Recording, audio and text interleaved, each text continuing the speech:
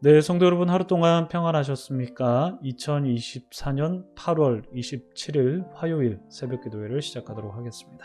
우리 함께 기도하시겠습니다. 참 좋으신 하나님 아버지, 오늘도 저희에게 새로운 하루를 허락해 주셔서 감사드립니다. 주님께서 우리에게 불어넣어 주신 그 호흡으로 우리가 호흡할 수 있게 해주셔서 감사드립니다. 하나님 아버지, 오늘도 저희에게 선물같이 이 하루를 허락하여 주셨는데 이 하루를 하나님의 말씀대로 살기를 원합니다. 오늘 저희에게 어떤 말씀을 해주실지 그 말씀 속에서 우리의 삶을 반추해 보면서 주님의 뜻을 발견할 수 있도록 도와주시옵고, 주 성령께서 우리에게 지혜를 주시고 용기를 주시고 주의 마음을 부어주시어서 주의 말씀대로 살아갈 수 있도록 주님께서 저희들을 이끌어 주시옵소서. 주님께서 오늘도 우리의 삶 가운데에 동행하여 주시고 또한 우리가 주님을 따라가기를 소망하오며, 이 모든 말씀을 예수 그리스도 이름으로 감사드리며 기도드립니다. 아멘. 오늘 저희들에게 주신 하나님의 말씀은 다니엘서 11장 20절부터 35절까지 말씀입니다. 다니엘서 11장 20절부터 35절까지 말씀 봉독합니다.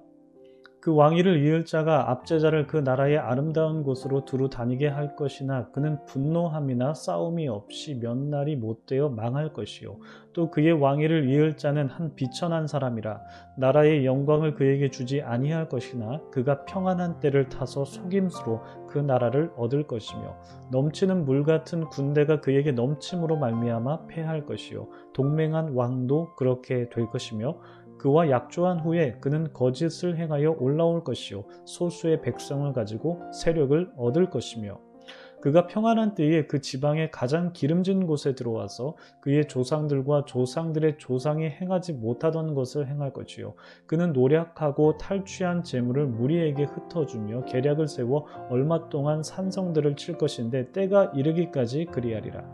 그가 그의 힘을 떨치며 용기를 다하여 큰 군대를 거느리고 남방왕을 칠 것이요, 남방왕도 심히 크고 강한 군대를 거느리고 맞아 싸울 것이나 능히 당하지 못하리니 이는 그들이 계략을 세워 그를 치미니라. 그의 음식을 먹는 자들이 그를 멸하리니 그의 군대가 흩어질 것이요, 많은 사람이 엎드러져 죽으리라. 이 두 왕이 마음에 서로 해하고자 하여 한 밥상에 앉았을 때에 거짓말을 할 것이라. 일이 형통하지 못하리니 이는 아직 때가 이르지 아니하였으므로 그 일이 이루어지지 아니할 것임이니라. 북방왕은 많은 재물을 가지고 본국으로 돌아가리니 그는 마음으로 거룩한 언약을 거스르며 자기 마음대로 행하고 본토로 돌아갈 것이며, 작정된 기한에 그가 다시 나와서 남방에 이를 것이나 이번이 그 전번만 못하리니 이는 기띔의 배들이 이르러 그를 칠 것임이라. 그가 낙심하고 돌아가면서 맺은 거룩한 언약에 분노하였고 자기 땅에 돌아가서는 맺은 거룩한 언약을 배반하는 자들을 살필 것이며, 군대는 그의 편에 서서 성소 곧 견고한 곳을 더럽히며 매일 드리는 제사를 폐하며 멸망하게 하는 가증한 것을 세울 것이며, 그가 또 언약을 배반하고 악행하는 자를 속임수로 타락시킬 것이나 오직 자기의 하나님을 아는 백성은 강하여 용맹을 떨치리라. 백성 중에 지혜로운 자들이 많은 사람을 가르칠 것이나 그들이 칼날과 불꽃과 사로잡힘과 약탈을 당하여 여러 날 동안 몰락하리라. 그들이 몰락할 때에 도움을 조금 얻을 것이나 많은 사람들이 속임수로 그들과 결합할 것이며, 또 그들 중 지혜로운 자 몇 사람이 몰락하여 무리 중에서 연단을 받아 정결하게 되며 희게 되어 마지막 때까지 이르게 하리니 이는 아직 정한 기한이 남았음이라. 아멘. 네, 참 좋으신 우리 주님의 크신 은총이 우리 토론토 한의장로교회 모든 분들에게 가득하시기를 주님의 이름으로 축복합니다. 지난주에 제가 저희 집 아이들에게 이런 질문을 했습니다. 너희들 회개가 뭔 줄 아니? 아이들 중에 이렇게 대답한 아이가 있었습니다. 자기 객관화를 하는 거 아니야? 그 대답을 듣고는 제 아내가 이렇게 말했습니다. 좀 비슷한 면이 있는데 다르다라고 말입니다. 그리고는 아내가 저를 바라보더라고요. 저는 그 눈빛의 의미를 0.1초 만에 깨달았습니다. 자기도 설명할 수 있지만 목사인 내가 설명하는 게 더 낫겠다라는 뜻이었습니다. 여러분, 행복한 부부 생활을 위해서는 뭐니 해도 눈치가 빨라야 합니다. 그래서 저는 아이들에게 곧장 설명해 주었습니다. 얘들아, 회개는 말이야, 하나님께 죄를 고백하고 죄에서 돌이켜서 하나님의 뜻대로 사는 것까지가 바로 회개야 라고 말입니다. 여러분, 회개는 자기 객관화와는 다른 면이 있습니다. 자기 객관화는 말 그대로 자기를 객관적으로 바라보는 거죠. 내가 나로부터 의도적으로 한 발짝 멀리 떨어져 서서 나를 객관적인 시선으로 바라보는 것이 자기 객관화입니다. 여러분은 자기 객관화를 잘 하시는 편이십니까? 우리 담임 목사님께서는 자기 객관화를 잘 하는 편이시다라고 예전에 설교에서 말씀하셨던 적이 있었는데요. 여러분은 어떠십니까? 자기 객관화를 실천하면서 살고 계십니까? 그런데 사실 이 자기 객관화가 말처럼 쉬운 일이 아닙니다. 그러나 반드시 자기 객관화를 할 필요는 있습니다. 왜 그렇습니까? 자기를 객관적으로 바라봐야 자기 중심적인 나르시시즘에 빠지지 않기 때문입니다. 그렇다면 사람은 자기 객관화를 하면서 살면 될까요?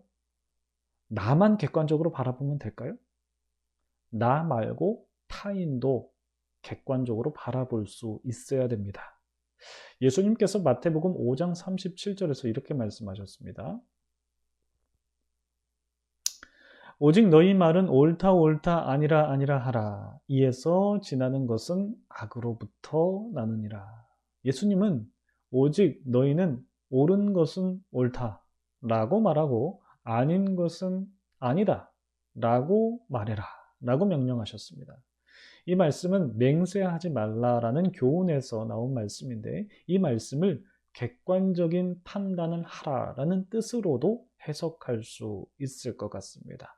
예수님은 객관적인 판단을 해야지 옳으면 옳은 거고 아니면 아닌 이 객관적인 판단을 해야지 이에 지나는 것은 악으로부터 나는 것이다 라고 말씀하셨습니다. 여러분, 우리가 살아가면서 이웃을 대할 때 내가 좋아하는 사람이면 그 사람이 하는 일은 무슨 일이든지 좋게 보게 되려는 그런 습성이 있고 반대로 내가 싫어하는 사람이면 그 사람이 하는 일은 무슨 일이든지 나쁘게 보려고 하는 습성이 누구에게나 어느 정도는 있습니다.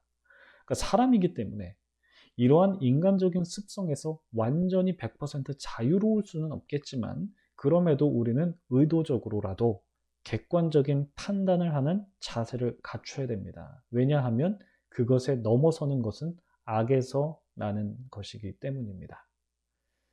오늘 본문은 비천한 북방왕이 등장하는 본문입니다. 우리는 어제 안티오쿠스 3세에 대해서 잠깐 나누었는데 오늘은 그의 아들인 안티오쿠스 4세에 대한 내용입니다. 여러분, 오늘 본문을 보시면요, 안티오쿠스 4세에 대한 설명 중에 유독 자주 언급되는 말이 나옵니다. 그 말은 바로 거짓 그리고 속임입니다. 오늘 본문을 좀 부분적으로 살펴보면 21절입니다. 또 그의 왕위를 이을 자는 한 비천한 사람이라. 이 비천한 사람이 바로 안티오쿠스 4세입니다. 나라의 영광을 그에게 주지 아니할 것이나 그가 평안한 때를 타서 속임수로 그 나라를 얻을 것이다. 안티오쿠스 4세가 속임수로 그 나라, 북방나라죠. 셀류시드 왕조입니다. 그곳을 얻을 것이다 라고 말합니다. 속임수로 말입니다. 그리고는 23절에서 이렇게 말씀합니다. 그와 약조한 후에 그는 거짓을 행하여 올라올 것이요 소수의 백성을 가지고 세력을 얻을 것이며. 그러니까 주변의 왕들이 안티오쿠스 4세와 약조를 한 것 같아요. 그렇지만 그가 안티오쿠스 4세가 거짓을 행해서 올라올 것이다 라고 말합니다. 이뿐만이 아닙니다. 27절을 보시면 이 두 왕이 마음에 서로 해하고자 하여 한 밥상에 앉았을 때에 거짓말을 할 것이라. 여기서 두 왕은 남방왕과 북방왕입니다. 남방왕은 프톨레미 왕조의 왕이고 북방왕은 셀류시드 안티오쿠스 4세입니다. 이 두 사람이 서로를 해하기 위해서 밥상에 앉았답니다. 그리고 서로를 향해 거짓말을 하고 있다고 합니다. 함께 밥을 먹는다는 것은 서로 화합하자라는 목적이었을 텐데 그들은 식탁 교제를 수단 삼아서 거짓말로 서로를 해할 계략을 꾸미고 있었습니다. 게다가 32절에서도 안티오쿠스 4세의 거짓말을 고발하고 있는데요. 32절은 우리가 보는 성경으로 좀 의미가 우리가 보는 성경으로 보면 의미가 좀 헷갈릴 수도 있어서 새 번역으로 준비해 봤습니다. 32절 새 번역으로 읽어드립니다. 그는 안티오쿠스 4세는 속임수를 써서 언약을 거역하는 악한 짓을 하는 자들의 지지를 받을 것이지만 하나님을 아는 백성은 용기 있게 버티어 나갈 것이다. 이처럼 천사는 안티오쿠스 4세를 속임수를 내는 사람, 거짓말하는 사람이라고 특정 짓습니다. 그 외에도 또 이 안티오쿠스 4세를 거짓말하는 사람이라고 표현하는 구절이 있긴 있는데요. 여러분 10계명의 9번째 계명 아시죠? 무엇입니까? 한번 생각해 보시죠. 제가 9초를 드리겠습니다. 1, 2, 3, 4, 5, 6, 7, 8, 9. 조금 빨랐죠. 9초가 시간 관계상. 바로 9번째 계명은 내 이웃에 대하여 거짓 증거하지 말라입니다. 이 계명은 기본적으로 법정 용어입니다. 거짓 증거라는 말이 거짓 진술, 거짓 증언이라는 뜻을 담고 있기 때문에 그렇습니다. 그러나 이 말은 단순히 법정 용어로만 국한시킬 필요는 없습니다. 서강대 철학과 교수로 봉직하시기도 하셨고 교회의 장로직을 감당하셨던 강영안 교수님이라는 분이 계십니다. 워낙 유명한 분이시죠. 여러분들도 잘 아실 겁니다. 이 강영안 교수님은 고신대학교에서 신학을 공부하시기도 하셨는데 이분이 쓰신 그 10계명 강의라는 책에서 9번째 계명에 대해서 다음과 같은 글을 쓰셨습니다. 거짓 증거하지 말라는 9번째의 계명의 내용을 좀 더 포괄적으로 확장해 보면 무엇보다도 이웃의 이름, 이웃의 명예를 보호하라는 것과 관련된다고 할 수 있습니다. 그러니까 거짓 증거하지 말라라는 이 명령이 단순히 그냥 법정에서 거짓 증언하지 말라라는 차원에서 국한되는 것이 아니라 이웃의 명예를 지켜주기 위해서 거짓말을 하지 말라라는 것까지 확장된다라는 것입니다. 이웃의 이름, 이웃의 명예를 지켜주기 위해서 거짓말하지 말라. 이것은 이웃의 명예를 보호해 주라라는 차원입니다. 그래서 강 교수님은 이런 차원에서 이웃의 명예를 지켜주기 위해서 거짓말하지 말라는 몇 가지 제언을 하는데요. 그것을 좀 요약을 해보면 일단 거짓 증거하지 말 것. 그리고 두 번째, 다른 사람의 말을 왜곡되게 전하지 말 것. 이것도 거짓말의 범주에 포함될 수 있죠. 왜곡되게 전하지 말 것. 그리고 남의 뒤에서 수군거리거나 모함하지 말 것. 네 번째, 제대로 들어보지도 않고 남을 판단하지 말 것. 이게 다 거짓말의 바운더리 안에 들어간다는 것입니다. 그리고 다섯 번째, 모든 종류의 거짓말, 모든 종류의 사기치는 일을 해서는 안 될 것. 강 교수님은 다섯 번째 제언에서 모든 종류의 거짓말을 하지 말 것을 권면하셨지만 성경 안에서 나오는 선의의 거짓말을 예로 들면서 선의의 거짓말이 허용될 수 있는 가능성은 열어두십니다. 이 선의의 거짓말이라는 기준을 어디에 두느냐에 따라 이 거짓말의 허용 가능성이 좀 달라질 수는 있겠지만 이러한 논의는 굉장히 복잡하죠. 그래서 좀 차치를 해두고 우리가 이웃의 명예를 지켜주기 위해서 그 명예를 지켜줘야 됩니다. 그것을 위해서 위와 같은 이 5가지 제언을 한번 좀 곱씹어 보면서 우리 스스로를 점검해 보는 계기로 삼으면 좋을 것 같습니다. 특히 남의 말을 왜곡하거나 남의 뒤에서 수근거리면서 모함하는 것, 그리고 제대로 들어보지도 않고 남을 판단하는 것, 이것은 우리가 살면서 얼마든지 행할 수 있는 잘못, 거짓이기 때문입니다. 여러분, 잠언 18장 8절에 이런 말씀이 있습니다.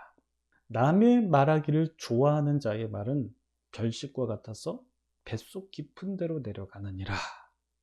여러분, 이 말씀에는 두 가지 뜻이 있습니다. 첫 번째는 남의 말을 하는 것, 다시 말해서 이게 한마디로 뒷담화잖아요. 뒷담화를 하는 것은 별식처럼 맛있다는 것입니다. 여러분 공감하십니까? 남의 말 하는 것 재밌죠? 맛있습니다. 그런데 이 말씀의 두 번째 뜻이 무엇입니까? 그 뒷담화가 뱃속 깊은 데로 내려간다는 것입니다. 이 뱃속 깊은 데로 내려간다라는 말은 그 말이 우리 몸에 깊은 영향을 준다는 뜻입니다. 어떤 영향을 줄까요? 긍정적인 영향력일까요? 그렇지 않습니다. 부정적인 영향력을 행사합니다. 그러니까 남의 뒷담화를 하면 상대방에 대한 부정적인 편견과 인식이 내 몸에, 나도 모르게 내 속에, 내 깊은 곳에 영향력을 행사한다라는 뜻이 이 구절에 담겨 있습니다.